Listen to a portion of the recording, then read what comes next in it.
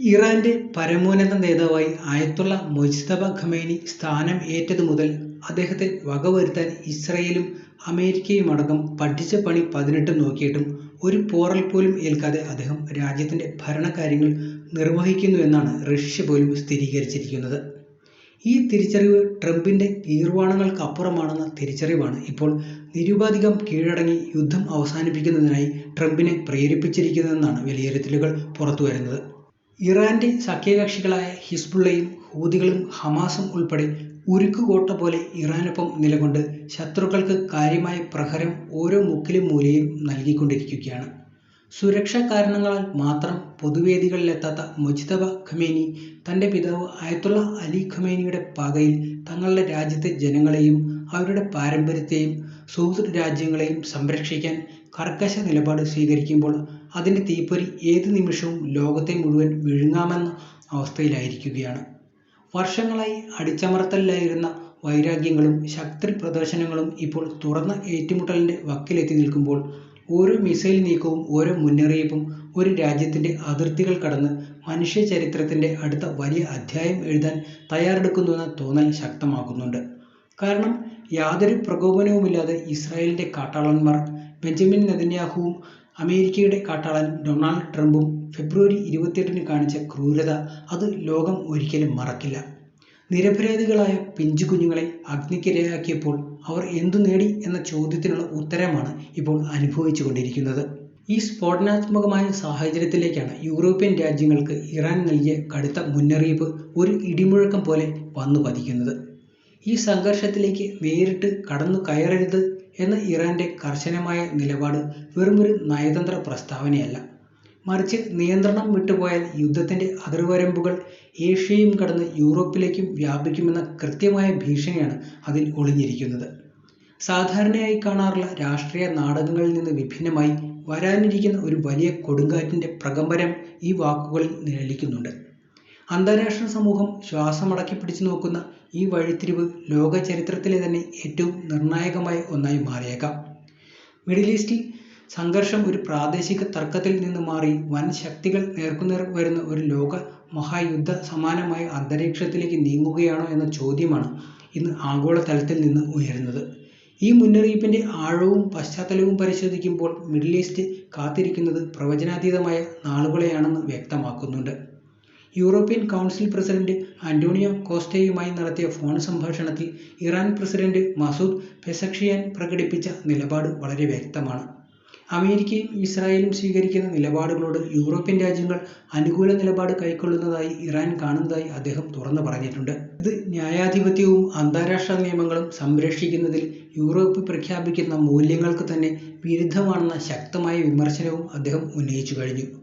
പ്രത്യേകിച്ച് ഇറാന്റെ അടിസ്ഥാന സൗകര്യങ്ങൾ ലക്ഷ്യമാക്കി നടക്കുന്ന ആക്രമണങ്ങൾ അന്താരാഷ്ട്ര നിയമലംഘനമാണെന്ന ആരോപണം സംഘർഷത്തെ ന്യായപരവും നൈതികപരവുമായി ചർച്ചയിലേക്ക് കൊണ്ടുവരുന്നുണ്ട്.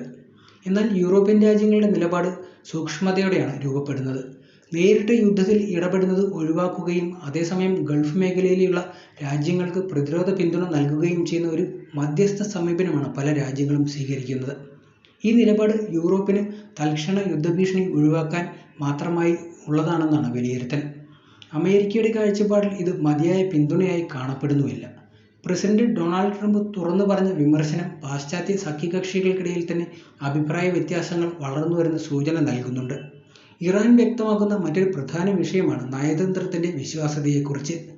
വാഷിംഗ്ടണുമായി നല്ല വിശ്വാസത്തോടെ ചർച്ചകൾ നടത്തിയിട്ടുണ്ടെങ്കിലും അതിനിടെ തുടരുന്ന സൈനിക ആക്രമണങ്ങൾ ആ ചർച്ചകളുടെ അർത്ഥം ഇല്ലാതാക്കുകയാണെന്നാണ് ഇറാന്റെ ആരോപണം. ഇത് വെറും സൈനിക സംഘർഷമല്ലെന്നും മറിച്ച് നയതന്ത്ര വിശ്വാസത്തിന്റെ തകർച്ചയാണെന്ന് പറയുന്നതുമാണ് അവർ ആരോപിക്കുന്നത്. ആശയവിനിമയം ഇപ്പോൾ ഔദ്യോഗിക ചർച്ചകളായി മാറാതെ സന്ദേശ കൈമാറ്റം മാത്രമായി ചുരുങ്ങിയിരിക്കുകയാണെന്ന വിദേശകാര്യമന്ത്രി അബ്ബാസ് അരാഗ്ചിയുടെ പരാമർശം ഈ പ്രതിസന്ധിയുടെ ഗൗരവം വ്യക്തമാക്കുന്നുണ്ട്.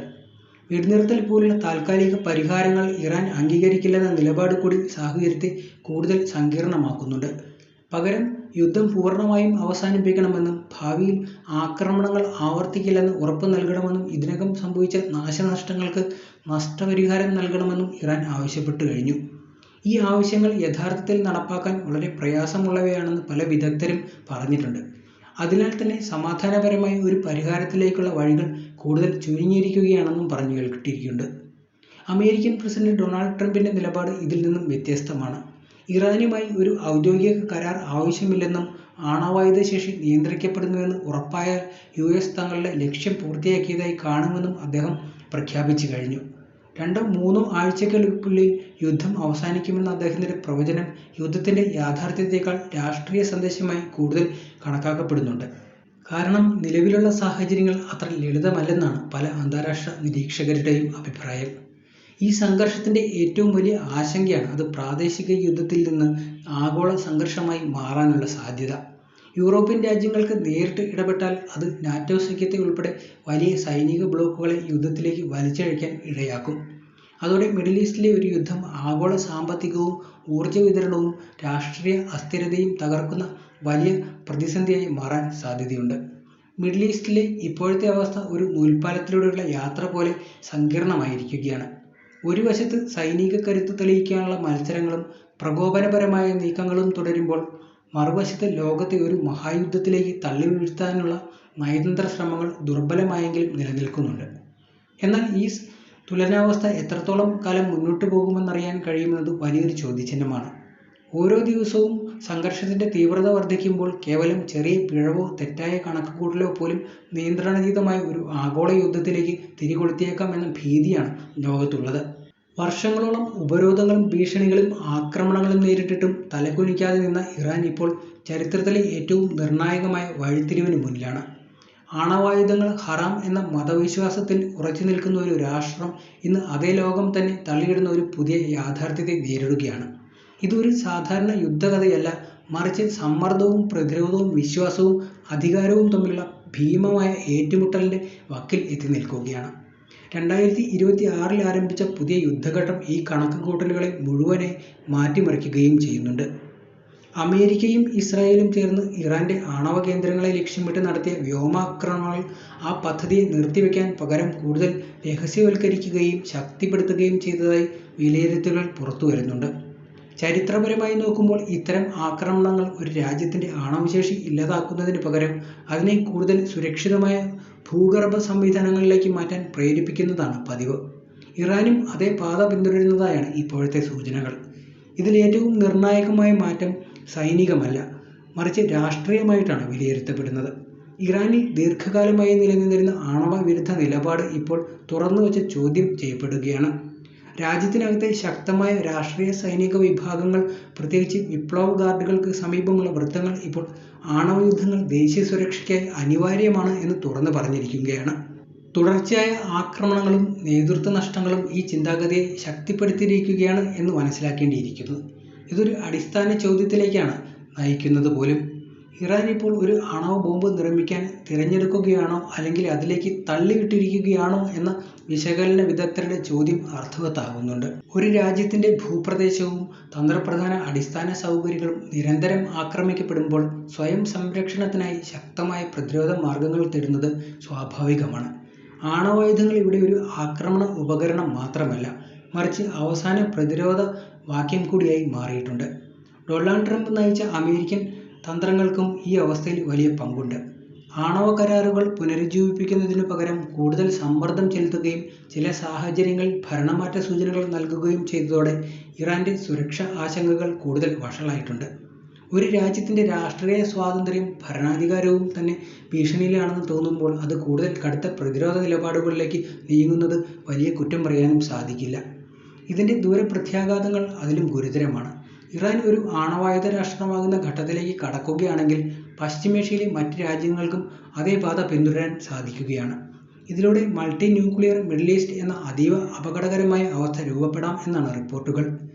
അന്താരാഷ്ട്ര ആണവ നിയന്ത്രണ സംവിധാനങ്ങൾ ഇതിനാൽ തകർന്നു പോകുമെന്നും വിലയിരുത്തലുണ്ട്.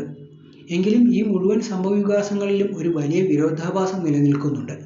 ഇറാന്റെ ആണവ പദ്ധതി തടയാനായി ആരംഭിച്ച യുദ്ധം ഒടുവിൽ അതിനെ കൂടുതൽ വേഗത്തിലാക്കുന്ന ഘടകമാക്കി മാറ്റിയിരിക്കുകയാണ്. സുരക്ഷയ്ക്കായി ആരംഭിച്ച ആക്രമണങ്ങൾ തന്നെ കൂടുതൽ അസുരക്ഷിതമായ ലോകത്തെ സൃഷ്ടിക്കുന്ന സാഹചര്യത്തിലേക്കാണ് നയിക്കുന്നത്. ഇറാൻ ഇതുവരെ ഔദ്യോഗികമായി ഒരു ആണവ ബോംബ് നിർമ്മിക്കാൻ തീരുമാനിച്ചിട്ടില്ലെങ്കിലും ഇപ്പോഴത്തെ യുദ്ധവും അന്താരാഷ്ട്ര സമ്മർദ്ദങ്ങളും ചേർന്നുണ്ടാക്കുന്ന സാഹചര്യങ്ങൾ ആ നിർണായക രേഖ കടക്കാനുള്ള സാധ്യത കൂടുതലായി കാണുന്നുണ്ട്. ഏറെ അടുത്ത് എത്തിച്ചിരിക്കുകയാണ് എന്ന് വേണമെങ്കിൽ വിലയിരുത്താം. ലോക ശ്രദ്ധയോടെ നോക്കിക്കണ്ടിരുന്ന ഈ ഘട്ടത്തിൽ ഇറാന്റെ ഓരോ നീക്കവും ഭാവിയെ ആഗോള ശക്തി സമവാക്യങ്ങളെ തന്നെ നിർണയിക്കാൻ ശേഷിയുള്ളതായിരിക്കും. കഴിഞ്ഞ ദിവസങ്ങളിൽ പുറത്തുവന്ന പ്രസ്താവനകൾ പ്രകാരം ഇറാനിയൻ സർക്കാർ ബന്ധമുള്ള മാധ്യമമായ പ്രസ് ടിവി പുറത്തുവിട്ട വീഡിയോയിൽ അവരുടെ എലൈറ്റ് കമാൻഡോ സേനയെ യുദ്ധസജ്ജരായി പ്രദർശിപ്പിക്കുകയും അടുത്തുവരൂ എന്ന തുറന്ന വെല്ലുവിളിയുമായി അമേരിക്കയെ നേരിടാൻ തയ്യാറാണെന്ന് പ്രഖ്യാപിക്കുകയും ചെയ്തിട്ടുണ്ട്. ഈ വീഡിയോ ഒരു സാധാരണ സൈനിക പ്രദർശനം മാത്രമായിരുന്നില്ല. അതൊരു മാനസിക യുദ്ധത്തിന്റെ ഭാഗം കൂടിയായി മാറിയിട്ടുണ്ട്. ശത്രുവിനെ ഭയപ്പെടുത്തുകയും സ്വന്തം ജനങ്ങളിൽ ആത്മവിശ്വാസം വളർത്തുകയും ചെയ്യാനുള്ള ശ്രമമാണ് ഇതിലൂടെ കാണുന്നത്.